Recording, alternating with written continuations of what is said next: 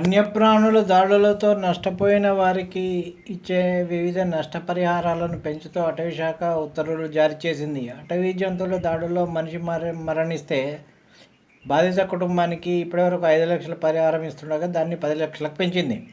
స్వల్పంగా గాయపడితే గతంలో చికిత్స వ్యయాన్ని ఇస్తుండగా ఇప్పుడు గరిష్టంగా ₹1,00,000 తక్షణ సాయం కింద 10,000 ఇస్తారు. తీవ్రంగా గాయపడితే గరిష్టంగా 3 లక్షలు ఎక్స్గ్రేషియా ₹1,00,000 మంజూరు చేస్తారు. పశువులు మరణిస్తే గరిష్టంగా 50,000 చొప్పున ఇస్తారు.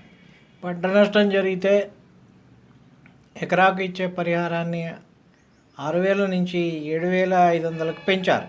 పాములు కోతుల కారణంగా మృతి చెందిన గాయపడ్డ పరిహారం అందదు.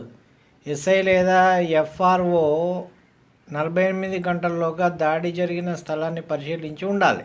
అటవీ రక్షిత ప్రాంతాల్లోకి వలస వచ్చిన పశువులు, గొర్రెలకు పరిహారం అందదు. నష్టం జరిగితే యజమాని ఫోటోలు, పాస్బుక్తో ఫారెస్ట్ రేంజ్ ఆఫీసర్ను 48 గంటల్లోగా కలవాలి. అటవీ ప్రాంతంలో సాగు చేసే పంటలకు నష్టపరిహారం అందదని అటవీ శాఖ స్పష్టం చేసింది.